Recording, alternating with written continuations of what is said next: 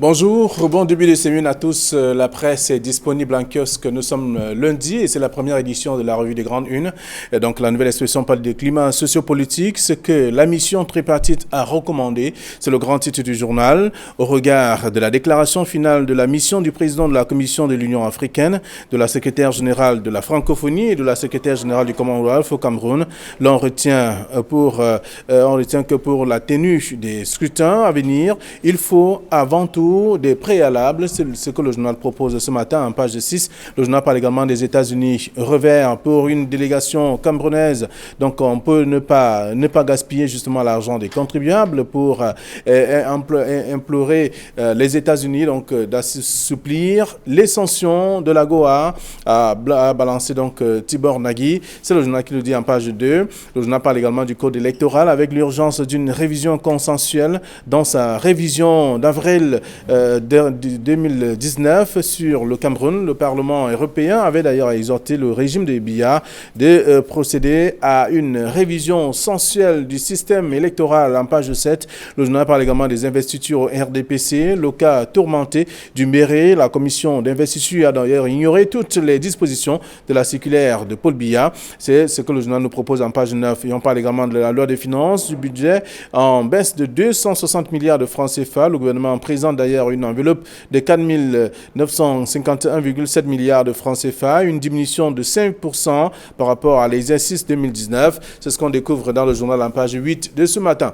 Et puis le journal Le Messager qui est en kiosque ce matin parle aussi de disqualification de Pichini. Les dessous d'un complot contre Biya. D'ailleurs, le journal précise que la résiliation du contrat de construction du stade Lembe ouvre ainsi la porte à un conflit diplomatique aux conséquences désastreuses pour la CAN 2021 au Cameroun. C'est en page 12. Le journal parle également du comité Fayengo. Quel bilan un an après? C'est une question ce matin. En page 3, la réponse est à découvrir dans le numéro. Le journal parle également du port autonome de Douala avec la police et la gendarmerie à DIT. Sirius Ngos simule d'ailleurs un démantèlement du système informatique pour contrôler le personnel. C'est ce qu'on découvre en page 5. Et on parle aussi de Bamenda avec un avion de Cameco attaqué. C'est en page 2 du journal Le Messager. Et puis le du Sahel de ce matin par l'infrastructure, la construction du nouveau siège de l'Assemblée nationale bloqué. Le journal l'explique d'ailleurs en page 7. Le journal parle également de Logo Nechari, ambiance explosive au RDPC après les investitures. Autant d'informations à découvrir dans le journal Le du Sahel disponible en kiosque ce matin. Émergence pour sa part, parle donc du budget 2020 avec les 10 départements ministériels les mieux pourvus. C'est le journal qui le précise avec la loi de finances, le projet de loi donc relatif qui a été déposé à l'Assemblée nationale vendredi dernier.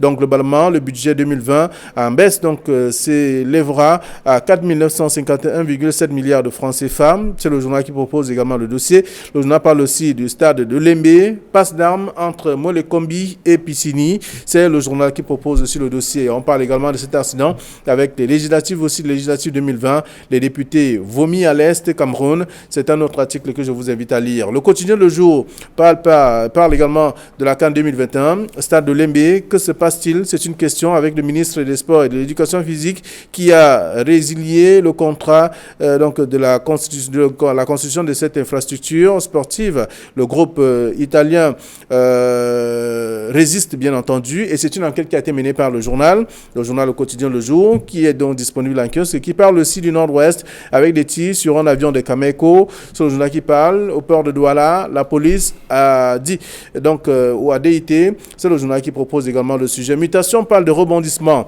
La CAN a pêché. C'est le journal qui le dit. C'est un titre proposé par le tabloïd ce matin, un an après le retrait de la CAN, la Coupe d'Afrique des Nations de football, que devrait organiser le Cameroun en 2019. On voit bien qu'il y a des choses qui se sont d'ailleurs multipliées et aussi peut-être l'espoir de voir le Cameroun finalement organiser cette CAN en 2021. C'est le journal qui propose le dossier ce matin, de la page 12 à la page 15, avec d'autres révélations importantes à lire.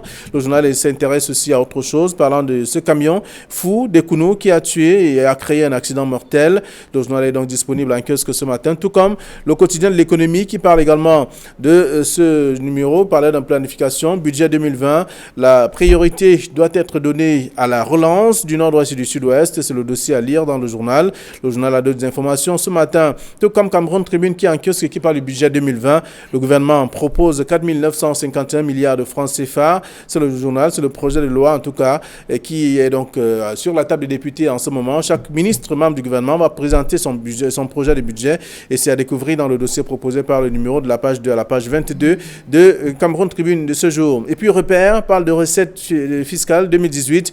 La Direction générale des impôts mobilise d'ailleurs 212 milliards de francs CFA. C'est l'argent collecté par donc les impôts durant notamment la période bien entendu de l'insécurité dans le septentrion et même dans les régions anglophones. Malgré tout, il y a quand même de l'argent collecté par la Direction générale des impôts. C'est à lire dans le journal Repère de ce matin qui parle également des Piscini qui dénonce la mauvaise foi du gouvernement parlant de ce complexe sportif de Lembe à Yaoundé. C'est le dossier proposé par le numéro. Et puis Info Matin par les municipales 2020. Jean-Marie Abouna Terrasse et Milan Ndianzé à Yaoundé premier. D'ailleurs, l'indéboulonnable maire a été justement chassé par la base au profit justement d'un homme d'affaires qui aujourd'hui devra relever plusieurs défis. C'est le journal qui propose ce matin. Et puis la météo parle du stade de Paul Biya. Ngongo Ferdinand joue avec le feu. C'est le journal qui propose aussi l'article en page 3. Je vous invite à lire d'ailleurs le numéro de ce matin.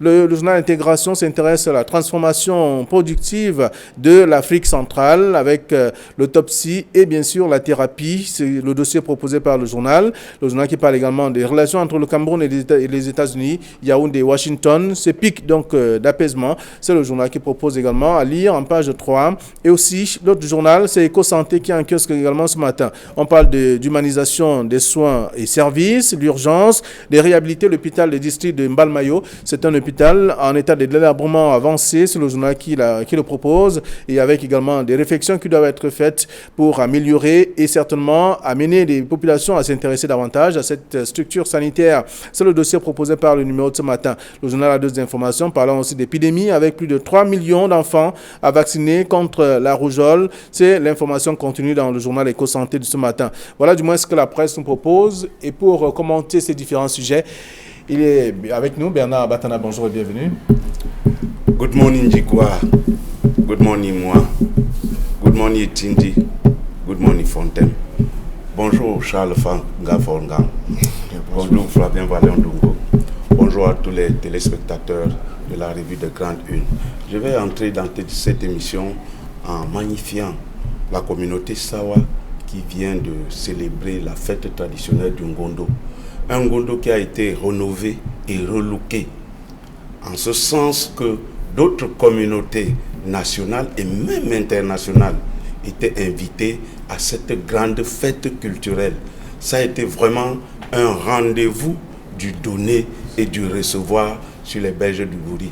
Je dis tout simplement à tous les chefs d'Ouala, à toutes les communautés Sawa, à Somanabignon.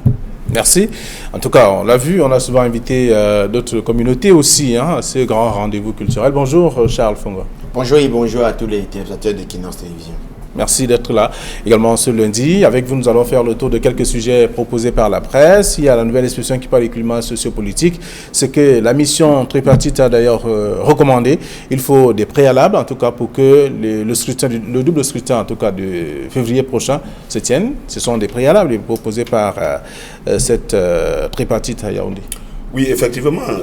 Vous avez parlé de cette mission tripartite qui était composée du Commonwealth of Nations, qui était composée de la francophonie et ensuite de l'Union africaine, qui avait rencontré les différentes composantes de la vie sociopolitique au Cameroun, en raison de ce que le Cameroun traverse comme crise. Et il y a eu un certain nombre de recommandations qui ont été faites, essentiellement celles qui concernent les résolutions du grand dialogue national qui jusqu'ici ne sont pas implémentées. Je pense que la communauté internationale a joué son rôle de donner ces indications par rapport à la vie normale au Cameroun et dont il faut implémenter sur le terrain. C'est une préoccupation d'autant plus importante que dans les régions du nord-ouest et du sud-ouest, on n'a toujours pas retrouvé la sérénité, on n'a toujours pas retrouvé la paix là-bas.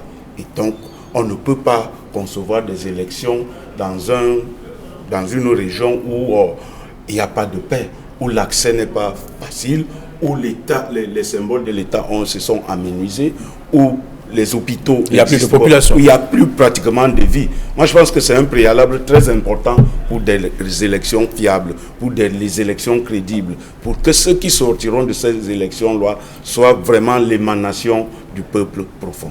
Très bien. Alors, Charles, vous avez également lu la nouvelle expression. Avec ce titre-là, c'est que la mission tripartite a recommandé. Il y a des préalables, en tout cas, qu'il faut respecter avant ce grand rendez-vous. Oui, moi, je constate simplement qu'on fait une fixation sur les élections. Quand vous suivez les différentes interventions de ces émissaires-là, au sortir de la table du chef de l'État, ils ne touchent pas directement du doigt les élections. Ils parlent davantage de la paix dans le nozo. Et c'est cela qui est important. Maintenant, dans leur rapport, il transparaît quand même qu'il faut des préalables qui soient arrêtés avant toute élection. J'ai envie de me poser la question, savoir pourquoi aujourd'hui. C'est-à-dire que pourquoi est-ce qu'une telle mission arrive quand le corps électoral a été convoqué alors que les dates des élections sont prévues et indiquées. Et voyez-vous, on a l'impression que c'est un véritable complot. C'est-à-dire qu'il faut remettre en cause les lois électorales. Et pour que cela soit fait, il faut penser qu'il faut que le Parlement puisse se réunir, un Parlement dont le mandat est dépassé depuis longtemps. Donc, cette mission est celle de bon augure, mais on aurait bien souhaité qu'elle arrive longtemps à l'avance. Je crois que ce qui se passe au Cameroun est connu de tous depuis très longtemps. C'est-à-dire, pourquoi attendre pratiquement la veille d'une échéance aussi importante et pourquoi pas mettre l'accent sur la sécurité dans le Nozo et nous parler davantage des élections. J'ai l'impression qu'on fait une fixation des élections. Ce qui est important au Cameroun, là, tu vous dis, c'est la paix dans le nord-ouest et le sud-ouest. Peut-être c'est une coïncidence avec la dernière session, puisque c'est au cours de cette session que beaucoup de choses également peuvent changer. Oui, bon, mais voyez-vous, moi j'ai envie de dire, on l'aurait fait beaucoup plus tôt qu'on en serait arrivé à des résultats beaucoup plus meilleurs. Car aujourd'hui, il faut également tenir compte d'un ensemble de péripéties, des gens qui sont engagés à constituer des listes pour compétir, les gens qui ont investi avec l'effervescence, l'atmosphère. Donc j'ai envie de croire que... Et aussi, accepter, respecter les injonctions. C'est une recommandation pour moi. C'est un peu comme si le Cameroun est simplement une marionnette. Nous n'attendons pas que les gens viennent de l'étranger pour nous dire « Ok, vous allez refaire les lois électorales, il faut les préalables avant les élections. » Les Camerounais appellent de tout vœu que depuis puisse avoir un code électoral consensuel. Cela n'est pas respecté. Mais aujourd'hui, si le président de la République consent à remettre cela sur la table, on aura l'impression, moi-même le Camerounais, le citoyen camerounais que je suis, j'aurais l'impression qu'en fait, c'est ce qu'on peut dire. Il faut que ça vienne de l'extérieur pour que ce soit... puisse réagir. Il y a un problème. Et maintenant, si l'extérieur veut vraiment nous aider, mais il faut un bon timing, il ne faut pas attendre pratiquement, donner l'impression que la maison brûle avant d'y arriver. Et il faut toujours noter que ces gens, c'est un syndicat, et c'est un syndicat, c'est les chefs d'État qui en sont membres. Donc, on peut tout dire, mais voyez-vous, ces organisations sont plus proches de M. Paul Biya que de tout Camerounais. Et voilà. Donc, c'est la nouvelle expression qui revient ce matin. Il parle de climat socio-politique avec ce que la mission tripartite a recommandé. C'est un article en page 6. Vous aurez l'occasion de lire et de comprendre un peu ce qui a été fait, ce qui a été dit. Et en même temps, on parle des États-Unis. Revers pour une délégation camerounaise. Alors, ne pas gaspiller l'argent du contribuable pour aller rencontrer ou alors pour explorer les États-Unis, d'assouplir, notamment que le Cameroun soit sanctionné face à la Goa. C'est ce que dit d'ailleurs Thibon Nagui, et c'est la nouvelle expression qui révèle le sujet ce matin. Alors moi j'ai toujours des problèmes avec les Camerounais qui à chaque fois brandissent la souveraineté. Nous sommes un pays souverain et donc on ne doit recevoir des leçons de personne. Je suis d'accord dans le principe, mais il se trouve que le Cameroun est en plein dans ce qu'on appelle aujourd'hui le village planétaire, où tout habitant peut donner, où tout voisin peut apporter un plus dans l'évolution du pays. Lorsque le Cameroun a été suspendu de la Goa, On a eu des voix s'élever pour dire que mais non, nous sommes souverains, nous ne pouvons pas. Qu'est-ce que l'AGOA nous apporte? D'autres ont dit que ça n'était pas Qu'est-ce que l'AGOA c'était pas important pour nous, pour notre économie. Or, je pense que si l'AGOA peut nous faire gagner 1 seul milliard, avec ce seul milliard, on peut employer beaucoup de Camerounais. Ce serait un plus pour l'émergence de tous les vœux. Finalement, on est allé aux États-Unis puis supplier que nous soyons remis dans le système AGOA, où les Américains disent que mais ce n'est pas la peine de dépenser de l'argent pour venir. Il faut vous conformer. Moi, je pense qu'on doit tenir compte. Et généralement, le débat a été politisé à tous les niveaux. L'AGOA, il s'agit là d'un domaine purement économique. On devait trouver une réponse économique à un problème économique. Mais généralement, à un problème économique, on trouve une réponse politique. Et on est corsé. On est corsé. Le jour où on dit, les Américains disent, vous sortez de l'AGOA, on apporte une réponse politique à un problème éminemment économique.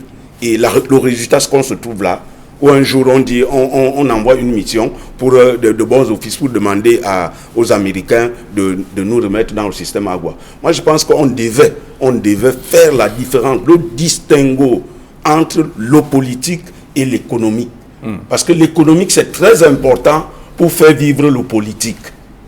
Et il ne faut pas qu'à chaque fois, l'évolution économique soit phagocytée, soit noyée par des réponses politiques. Alors, est-ce que Thibon Nagui suit à nouveau le Cameroun en disant... Moi, je vais dire une chose, je crois que pour répondre à Bernard ici sur ce plateau, mais il a l'impression... Moi, je dis la souveraineté ne doit pas être galvaudée. Les relations entre pays sont régies par des règles. C'est clair. Donc, un pays, fut-il super puissant, ne donne pas forcément des ordres à un autre. Ça, c'est clair. Qu'est-ce qu'il y a que chaque fois que, quand Thibon Nagui va tousser et chaque fois qu'il a envie de s'élève de son lit, il met les pieds au sol, la première qui vient en tête sur le Cameroun. Mais si le Cameroun se sent blessé, si le Cameroun pense que quelque chose peut être fait sur le plan diplomatique pour amener la sérénité dans ses relations avec les États-Unis, qui ont pris un coup à la suite de ces décisions prises par les États-Unis, c'est son droit le plus absolu. C'est son droit. C'est le droit du Cameroun. Mais maintenant, je ne sais pas, faire un post ou quoi, faire une réaction du genre, n'allez pas gaspiller l'argent du contribuable. Il y va de l'image du Cameroun. Le Cameroun s'est rendu compte que ce n'est pas tant ce qu'on paie de l'AGOA qui fait problème, mais c'est l'image du Cameroun qui est entachée. C'est la crédibilité du Cameroun sur le plan international. Parce que vous avez des partenaires qui, simplement parce qu'ils se rendent compte que vous êtes en bisbille avec les États-Unis, peuvent se retirer d'un deal peut-être qui a été annoncé. Donc, c'est cette image-là qu'on veut rétablir. C'est pour cette raison-là qu'il était de bon ton qu'une délégation aille expliquer. Parce qu'assez souvent, je ne sais pas si on a donné l'opportunité au Cameroun de s'expliquer avant de prendre une telle décision. C'est-à-dire sur la base d'un ensemble d'éléments, des données peut-être factuelles que les Américains avaient, qu'ils ont pris cette décision. Donc, il est donc normal pour un pays qui respecte les uns et les autres pays, de mettre en route une délégation qui va expliquer la situation. On ne peut pas corrompre les Américains. On donne l'impression qu'on va corrompre les Américains, c'est faux. Donne l'impression qu'on va pleurnicher, c'est faux. On va expliquer. Si tant qu'il fallait des explications sur la base du document que le Cameroun a reçu, nous n'avons pas reçu ce document. Nous savons simplement que le Cameroun est exclu de l'AGOA. Nous ne savons pas qu'est-ce qui est écrit en totalité. On a des bribes. Donc il est de bon ton. Et maintenant, si le Cameroun pose un tel acte, il ne revient pas à quelqu'un futur secrétaire à jouer aux affaires africaines des États-Unis. Je ne sais pas de faire de telles poses qui sont de nature même à jeter du discrédit sur le Cameroun. J'ai dit, on dit, n'allez pas gaspiller l'argent des Camerounais, mais non. Pour venir pleurnicher ici. Pour venir pleurnicher, mais c'est pas, on ne parle pas on aurait pu faire l'économie de cet argent, M. Charles Fogla. On ne parle pas comme ça d'un État. On ne parle pas comme ça d'un État. Je dis maintenant une chose. Le Cameroun n'est plus parti pour l'AGOA. Cela n'empêche pas M. Biya de dormir. Cela n'empêche pas de louer des Boeing pour aller se barrer à l'étranger. Ça, c'est clair. Ceux qui souffrent, c'est les Camerounais. Je ne peux pas voir de Camerounais qui sont en train d'applaudir. Car ceux qui souffrent dans leur chair, ils sont ces petits Camerounais-là qui faisaient des affaires grâce à l'AGOA. C'est eux qui vont davantage perdre. Mais voyez-vous, M. Biya, même cette délégation qu'il envoie, c'est simplement parce que j'ai envie de... Pour les formalités. C'est pour les formalités, mais pour lui, cela ne lui enlève rien. Donc, c'est les Camerounais qui souffrent. Donc quand vous prenez ce langage, dites-vous bien que c'est les Camerounais. Il y a des Camerounais qui vont beaucoup perdre. Monsieur Biya, il s'applique, il s'en fout. Alors c'est ça qui dit, là, on reste là, quand on gagne quand même un milliard, ça peut permettre de faire quelque chose. Je vous ai dit, un seul milliard que l'AGOA nous donne pour faire vivre des milliers de Camerounais. Oui. C'est ce qu'il faut comprendre. Les Camerounais ne doivent donc pas applaudir quand on enlève cette possibilité-là. Oui, mais c'est vous qui prenez comment? Non, mais je n'ai jamais applaudi. Au contraire. On ne peut pas applaudir les Américains. C'est pas du bien. Non, mais ce n'est pas eux que j'applaudis. Nous sommes dans un domaine purement économique. Nous sommes dans un domaine purement... Quand on a un problème politique, économique, il faut qu'on donne une solution économique à un problème économique. Je pense que la décision des États-Unis, c'est une décision politique, elle n'est pas économique non plus. C'est-à-dire qu'on a surfé sur ce domaine-là, mais en fait, quand nous voyons les grèves qui sont formulées, c'est les grèves qui ont un rapport avec la gouvernance. Donc c'est éminemment politique. Donc maintenant, ne dites pas réponse économique. Pour un problème économique, voyez-vous, ces gens ont mis sur la table des raisons qui sont éminemment politiques. Donc c'est cela qu'il s'agit. Moi je dis, on ne peut pas donc il y a confusion de paradigme. On ne peut pas applaudir les Américains. Pour le moment, cela fait mal aux Camerounais. Cela fait mal au Cameroun et aux Camerounais, pas à M. Biya. Quand M. Biya, bon, je crois que ça n'enlève rien. Moi je pense que il ne faut pas faire des amalgames. Il s'agit de partenaires. Il ne s'agit pas d'applaudir. Parce que quand on prend les Américains comme un partenaire, alors notre souveraineté est d'ailleurs conservée. C'est un partenaire économique. C'est un partenaire économique. Ok. Alors, la nouvelle expression est revenue sur le sujet. Je vous invite à lire l'article en page 2 ce matin. Et en même temps, le Messager, dans son titre parlant de disqualification de Pitini, les dessous d'un complot contre Biya. C'est le titre. Pour lui parler de la résiliation du contrat de construction du stade de Leleme qui ouvre bien entendu la porte à un conflit diplomatique aux conséquences désastreuses. C'est le journal qui le dit. Oui, je pense que c'est cette mutation qui a bien caricaturé. Oui. La CAN a péché. C'est-à-dire que la Coupe d'Afrique des Nations a péché. Les péchés ici s'entendant, parce que là c'est moi qui fais l'analyse de toutes les corruptions qu'il y a autour des infrastructures qui vont préparer la CAN. Parce qu'on en a déjà essayé. Au Lembe, d'ailleurs, peut-être parce que ce stade-là porte le nom de président Paul Biya, qui est au centre de toutes les convoitises. Il y a le ministre qui a décidé de leur enlever le contrat qu'ils avaient signé avec le gouvernement sur l'institution de la présidente de la République. Il y a le groupe qui intervient pour dire que mais non, il s'agit du gouvernement camerounais qui n'a pas respecté ses engagements au moment où il y a le contrat. Il y a tout un imbroglio autour de cette affaire, tout un imbroglio autour de la préparation de CAN, tout un imbroglio autour des infrastructures. Nous avons dit ici, quand il y a eu glissement, qu'il était nécessaire qu'on arrête tout, qu'on fasse un audit de tout ce qui a été fait et voir où est-ce qu'il y a eu des blocages par rapport à la CAN qui a été reportée. Ça n'a pas été fait et on a continué dans ce flou. Et justement, on va évoluer toujours dans ce flou. Si il était question qu'on arrête tout, qu'on fasse le bilan, qu'on voit où est-ce qu'il y a eu des blocages pour que la CAN n'ait pas effectivement eu lieu. On ne l'a pas fait. On a continué dans ce désordre. Et le résultat, c'est celui-là. Un coup, on dit c'est vous qui organisez les travaux. Un autre coup, on dit que ce n'est pas vous. Moi, je pense qu'il est temps que les choses soient mises au point. Que les choses soient mises. Qui pilote même les projets de la CAN? On ne sait pas exactement qui. Il y a tout un flou. Je pense que les choses devaient être ordonnées. Parce que d'un côté, sur le problème de l'Olympe, par exemple, on parle de complot contre Paul Biya. D'un côté, il y a la société italienne qui dit que mais non, vous n'avez pas respecté vos engagements. Et de l'autre côté, il y a le maître d'œuvre, c'est le ministère de l'éducation physique qui dit que non, vous ne respectez pas vos cahiers de charges. Finalement, on ne sait pas où se trouve le problème. Alors, donc, le Messager qui parle des dessous d'un complot contre Biya, parlant justement de cette disqualification de Pitini, Mutation a trouvé un titre, la CAN a péché, et en même temps, le quotidien de jour revient ce matin, mais se pose plutôt une question. Que se passe-t-il avec le stade de Leleme? Oui, mais effectivement, il faut répondre à la question. J'ai bien envie de croire que le quotidien de jour a fait cet effort-là. Effectivement, c'est une CAN à péché. Et ici, il y a le complot de Biya contre lui-même.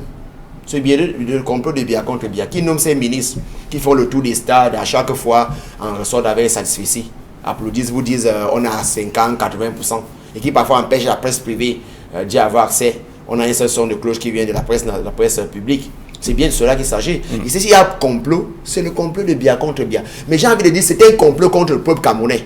Voilà. Parce que si Biya n'a pas fait un complot contre lui-même, c'est un complot contre le peuple camerounais, qui voit l'image de ce pays dont il est fier totalement entamé, entaché.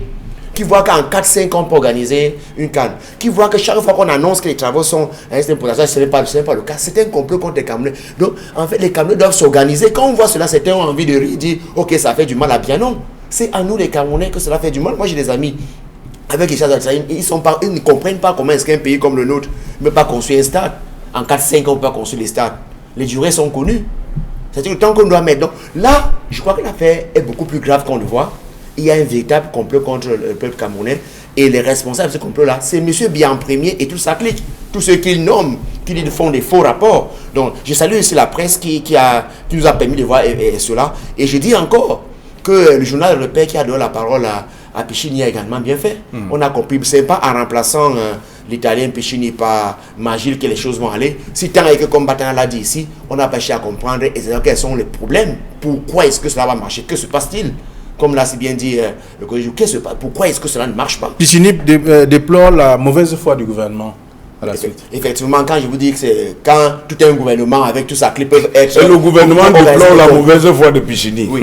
Donc, si le gouvernement lui-même, si M. Biaïsakli peut faire un complot contre les Camerounais, contre son propre peuple, la plus forte raison vis-à-vis de Pichini. Je crois que peut-être Pichini dans cette affaire peut avoir pleinement raison.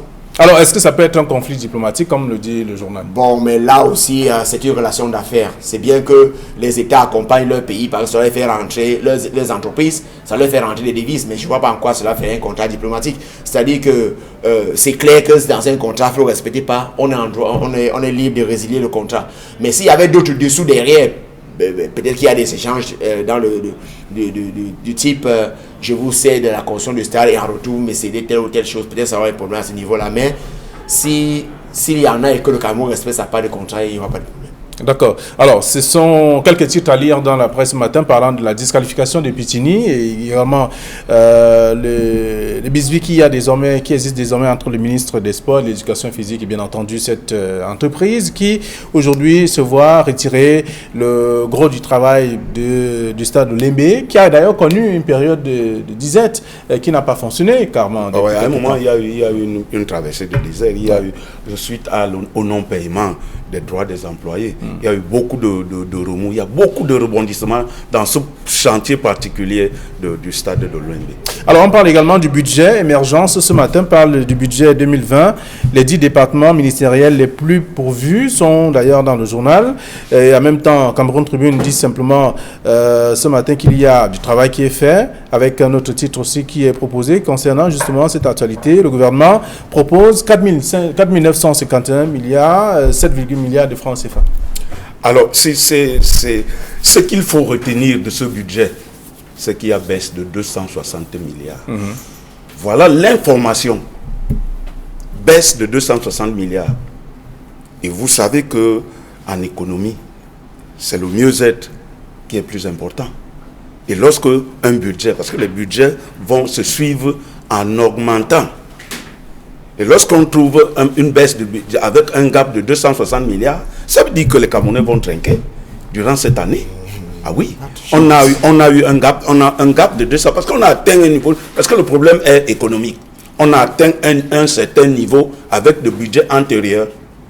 Et puis, un jour, on dit, ok, ce budget que vous avez eu doit baisser de 260 milliards. Moi, je pense que c'est un problème. C'est un problème dû à ce que tout le monde connaît. Parce qu'on a 20% de la population, c'est-à-dire les populations du nord-ouest et du sud-ouest, qui ne sont pas actifs, qui n'ont pas donné une part dans le budget national, qui ne donnent pas une part dans le budget. Donc il y a problème. Et il faut revoir cela, il faut revoir ce problème du nord-ouest qui, à tous les niveaux, influence la vie du Cameroun.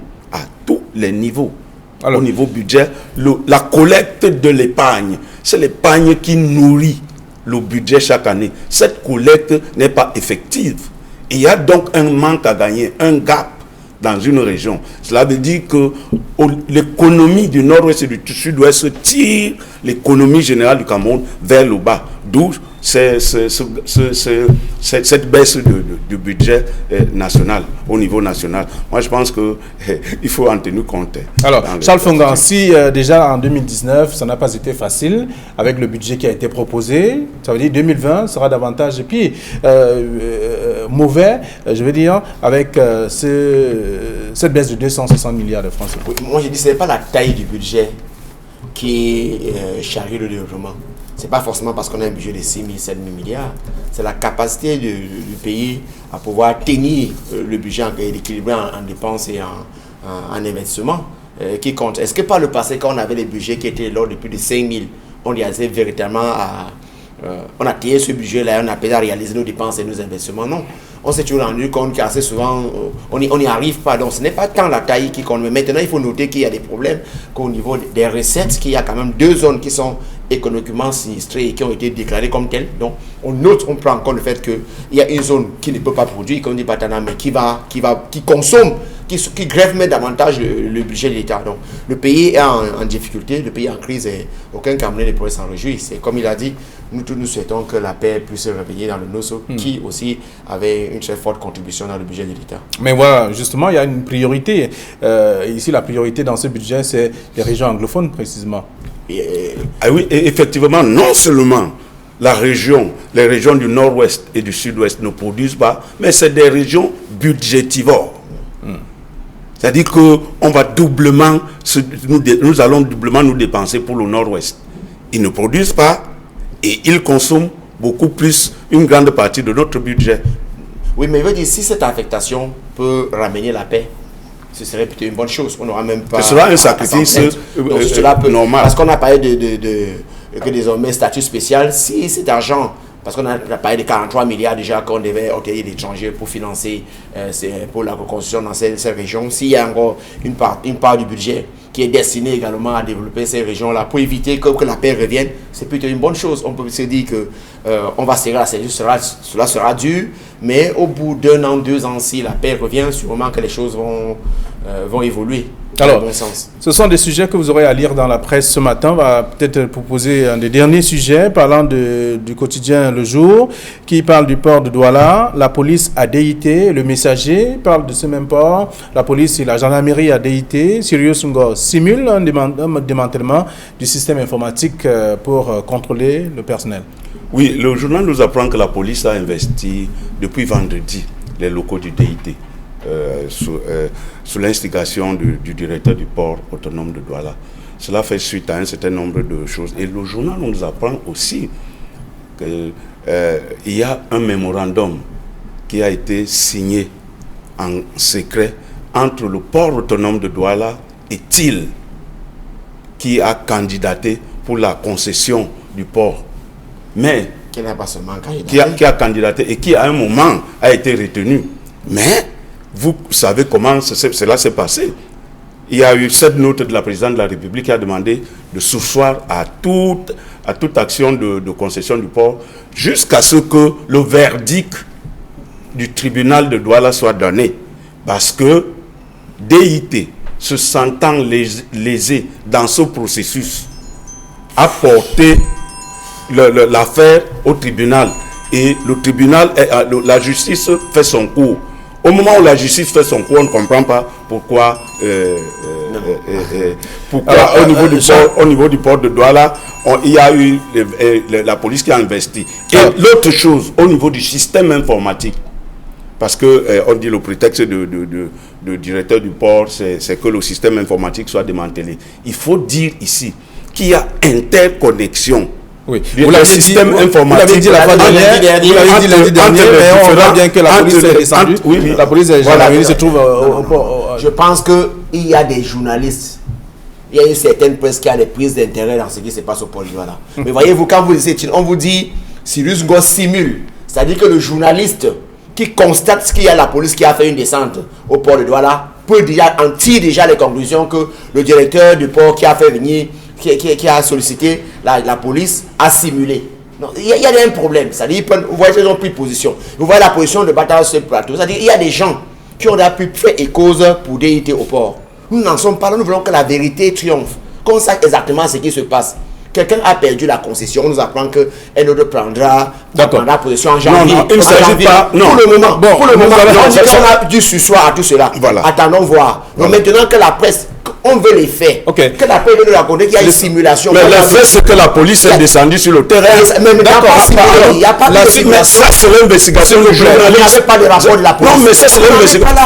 Il faut quand même faire confiance au travail de tous les journalistes. S'il vous plaît. Alors, nous allons. Il ne s'agit pas ici de faire la chasse aux sorciers.